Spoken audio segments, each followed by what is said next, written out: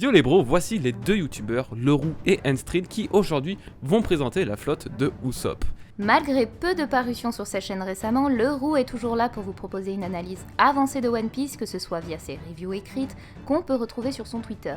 Ses anciennes théories sont toujours disponibles sur sa chaîne et vous pourrez y découvrir tous les secrets des liens entre la mythologie et One Piece. Enstril des dessous de One Piece est, comme le nom de sa chaîne l'indique, à l'origine d'une analyse très poussée de l'œuvre. Pas uniquement des liens mythologiques, mais bien des liens culturels entre One Piece et les possibles inspirations qu'Eiichiro Oda utilise. Comme vous l'aurez compris, ces deux gars ont éveillé leur acquis de la théorie et vous allez vite le constater dans cette vidéo car ils vont analyser et théoriser sur Usopp et les futurs membres de sa flotte.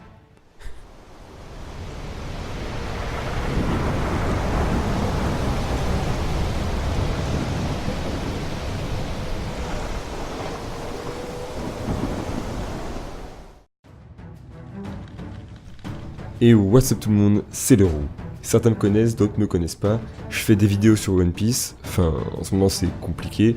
On va dire, au lieu de faire des vidéos sur ma chaîne, je m'incruste sur celle des autres. Et je suis pas tout seul dans cette situation parce que mon collègue c'est la même chose. C'est vrai que sur ce point comme sur d'autres, on se ressemble. Enchanté tout le monde, moi c'est Enstril de la chaîne Les Dessous de One Piece.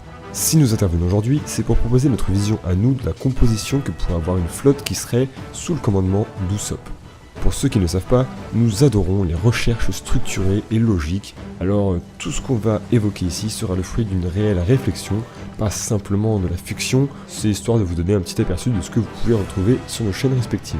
Alors, Usopp, futur commandant? C'est vrai que dit comme ça fait tout drôle à imaginer. Pour le moment, il est connu dans l'histoire principalement pour ses frasques et ses mensonges, comme d'ailleurs son nom le laisse suggérer, étant composé du mot japonais Uso qui signifie mensonge. Les exemples au cours de l'histoire sont multiples et variés. Le thème du mensonge est réellement ce qui rythme ce personnage d'Usopp.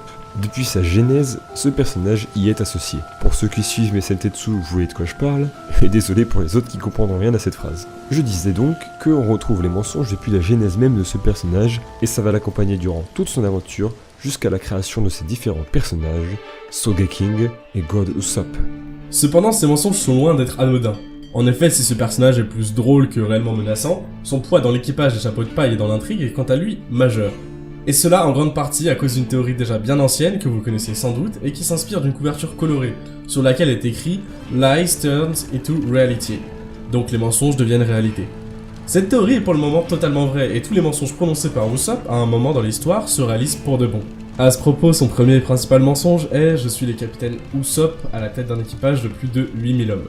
Ce mensonge devra probablement lui aussi se réaliser un jour ou l'autre. Il y a alors deux manières de voir les choses.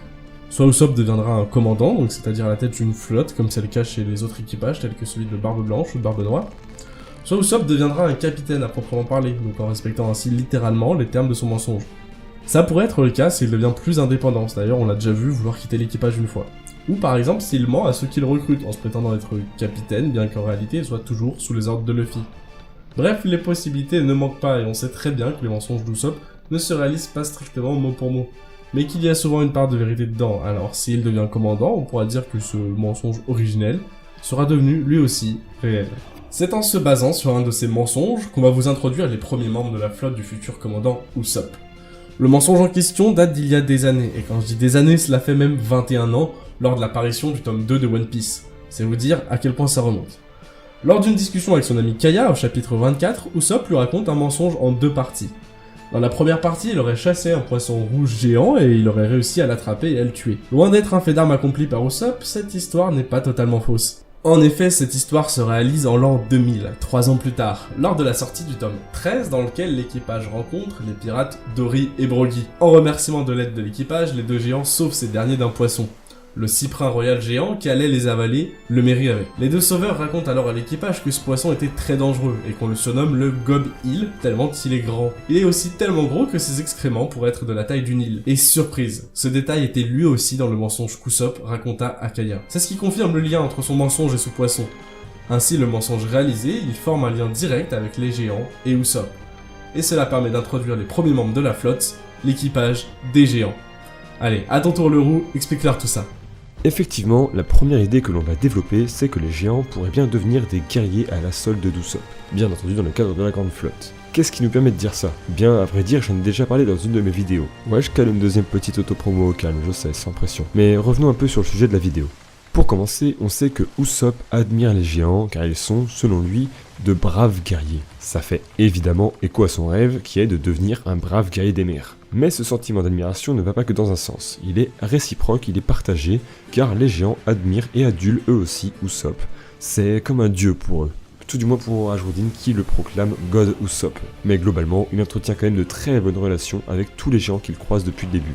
Dorirogi, Oimo Ekarsi, etc. Ensuite, on peut aussi se pencher un peu sur la mythologie. C'est là que ça devient compliqué et donc intéressant. Déjà, le lien entre Usopp et les géants pourrait puiser son inspiration dans le mythe chrétien de David contre Goliath. Le petit bonhomme tout fébrile avec sa petite fronde qui domina finalement le géant. On pourrait donc y voir là un foreshadowing de la part d'Eiichiro Oda. On peut également se pencher sur la mythologie nordique, mythologie dans laquelle les géants ont une place très particulière. D'ailleurs, la mythologie nordique semble déjà inscrite dans One Piece, car Loki, l'Yggdrasil, etc., tout ça, ça y est déjà présent, mais je vais pas commencer à m'emballer alors que c'est pas ma vidéo. Là où je veux en venir, c'est que j'ai toujours comparé Usopp à Loki justement. Lui-même dieu qui dirige les géants dans la mythologie nordique, comme dans One Piece où Loki est le prince qui dirige les géants. Je vais pas tout développer ici parce que c'est pas vraiment le sujet, mais étant donné que Usopp a promis d'aller à Elbaf pour rendre visite à ses amis les géants, c'est quand même assez intéressant. Pour moi, il y a un problème dans la suite de One Piece. Après la fin de Wano Kuni, je vois mal, même très mal, un arc complet sur Elbaf. Tout est en train de partir en couille dans le monde, pourquoi irait-on s'intéresser à un arc comme ça? Mais en même temps, obligatoirement, on va y aller, c'est sûr. La solution la plus évidente serait alors que l'équipage se sépare, comme il y a 2 ans, ce qui permettrait encore et toujours de maintenir un certain parallélisme. Pourquoi se séparer? Pour justement se préparer à quelque chose d'encore plus gros que Wano Kuni, à travers donc un entraînement et ou aussi à travers un recrutement pour la flotte. C'est dans ce cadre précis que notre cher Usopp pourrait donc aller sur l'île des géants pour les recruter en prévision de la grande bataille finale présumée de One Piece. Pour que tout devienne un petit peu plus what the fuck dans vos têtes comme à mon habitude, on pourrait ici voir un Loki contre un autre Loki. Le vrai Loki de One Piece, actuel chef des géants, face au nouveau Loki en la personne d'Usopp.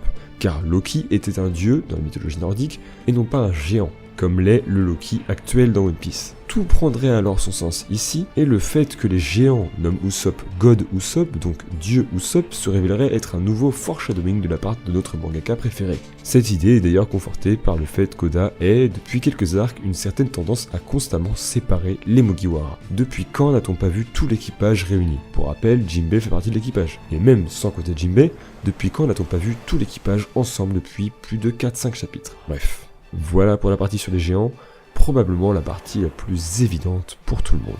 Évidente et pourtant. Un autre groupe de protagonistes pourrait être sous le commandement d'Usopp et pour beaucoup de monde cela saute aux yeux déjà depuis un moment. Je parle évidemment des Tontatas. En effet, leur chef Léo a déjà prêté au nom de toute la tribu allégeance à Luffy. Usopp pourrait donc en prendre le commandement dans une guerre et cela très facilement. Mais alors pourquoi particulièrement eux? Tout d'abord parce qu'on sait qu'ils vouent envers Usopp une vénération et une admiration sans limite, en le prenant pour un héros car celui-ci se fait passer pour le descendant de Norland.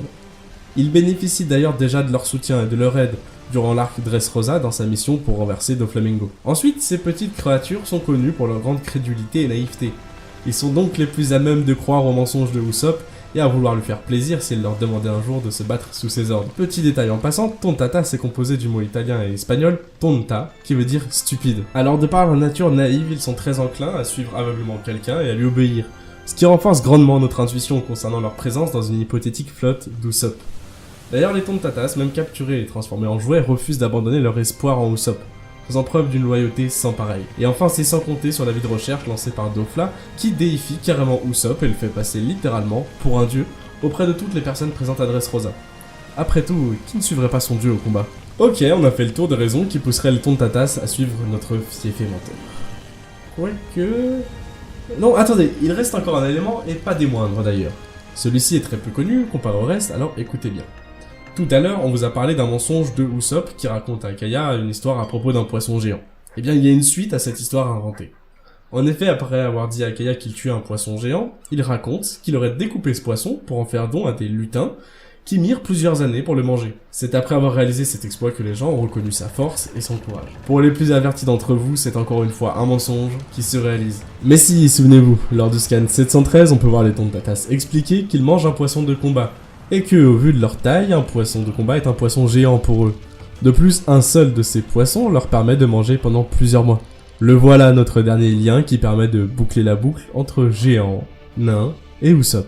Voir un jour Usopp comme commandant ou capitaine des géants et des Tontatta paraît vraiment envisageable. D'ailleurs, je suis certain que beaucoup d'entre vous y ont déjà pensé. En même temps, ces derniers sont déjà dans la fameuse grande flotte de Luffy au chapeau de paille, il n'y a donc qu'un pas pour voir un Nakama, du vrai capitaine, prendre leur commandement. Mais pour aller un peu plus loin, en essayant de ne pas trop extrapoler non plus parce que là on va plus être vraiment sur du concret, on pourrait imaginer voir d'autres personnes venir rejoindre Usopp si jamais il formait une flotte ou même une sorte d'équipage, on laisse cette question de côté. Ces personnes seraient évidemment les gens ayant marqué sa vie, ça commence donc par son village natal. Ses 3 ex-compagnons, à savoir Piment, Oignon et Carotte, étaient, il ne faut pas l'oublier, 3 membres de l'équipage d'Usopp. Et oui, il a déjà été un capitaine. Ok, c'était un équipage assez ridicule, certes, mais il a été capitaine quand même. Il avait même son propre Jolly Roger. C'est pour dire. D'ailleurs, peut-être que ce Jolly Roger en question reverra le jour si Usopp prend la tête d'une flotte. Qui sait. Ce premier équipage d'Usopp s'est officiellement dissous à la fin de l'arc concernant le village de Sirop. Ils se sont séparés sur une promesse, celle de croire en ses rêves et de tout faire pour les réaliser. Le rêve de Piment est de devenir charpentier. Le rêve d'Oignon est de devenir écrivain. Et le rêve de Carotte est de tenir une taverne. Des rêves qui restent somme toute assez mêlés au thème de la piraterie tout de même. Toujours dans son village natal, on a aussi Kaya. C'est d'ailleurs peut-être la première personne à qui on aurait dû penser. Leur relation est tellement forte qu'il paraît impossible qu'ils ne se revoient jamais. Et imaginez Kaya aux côtés d'Usopp, les deux ayant réalisé leur rêve, respectivement de devenir un brave guerrier des mers et de devenir médecin, là encore un autre rêve compatible avec la piraterie, c'est une idée qui, je vous l'avoue, me paraît plutôt bien. Dans la même logique, on connaît une autre personne qui a marqué sa vie. C'est Héraclès, quelqu'un de très important pour lui. Mine de rien, il a quand même passé 2 ans en tête-à-tête avec ce mec assez particulier. Il lui doit la vie, et pas qu'une fois d'ailleurs, et il lui doit aussi tout son savoir sur les plantes, savoir d'où proviennent ces nombreuses techniques. Aucun doute là-dessus encore, ils se reverront. Pour finir, dans un autre registre, on pourrait aussi revoir la Ligue des Primates, composée de Montblanc Cricket, Masira et Shoujo. Pourquoi je dis ça? Déjà parce que Norland et Usopp ont un point commun assez frappant. Ce sont 2 présumés menteurs, mais qui disent au final la vérité. Aussi, Usopp prétend être un descendant de Norland, et c'est d'ailleurs pour ça que les Tontatta, qui considèrent Norland comme leur héros, adulent tant Usopp. La Ligue des Primates n'a jamais revu l'équipage de Luffy après leur prouesse qui a été de faire sonner la cloche d'or, ce serait donc l'occasion de les remercier de vive voix. Bon là c'est plus hypothétique qu'autre chose, on ne va pas aller plus loin parce que c'est pas basé sur quelque chose de solide, de très concret. En plus de ça, dans la suite de l'aventure, Usopp sera sûrement amené à rencontrer d'autres personnages qui deviendront très importants à ses yeux et qui auront, pourquoi pas, eux aussi, une place dans sa flotte. Et voilà, c'était notre avis sur la question de la flotte d'Usopp. En composant cette flotte, il réalisera ses rêves les plus fous, en devenant un capitaine, un brave guerrier des mers et le roi des snipers, tout ça à la fois. C'était un réel plaisir pour nous deux de participer à ce gros projet. Félicitations et un grand merci à Goji et à Lina d'avoir initié et pensé à nous pour ce projet. Voilà notre modeste contribution. On espère que vous aurez apprécié. Ciao tout le monde, c'était Leroux et Enstril.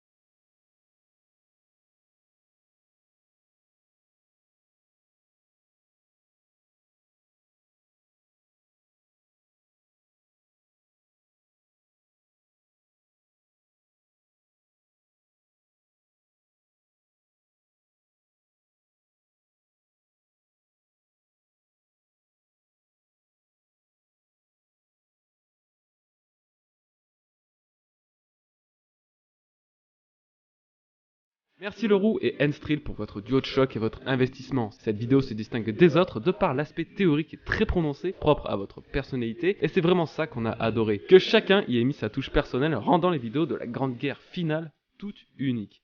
Le lien de leurs chaînes respectives sont bien entendu en description, et on vous y invite à y jeter un œil.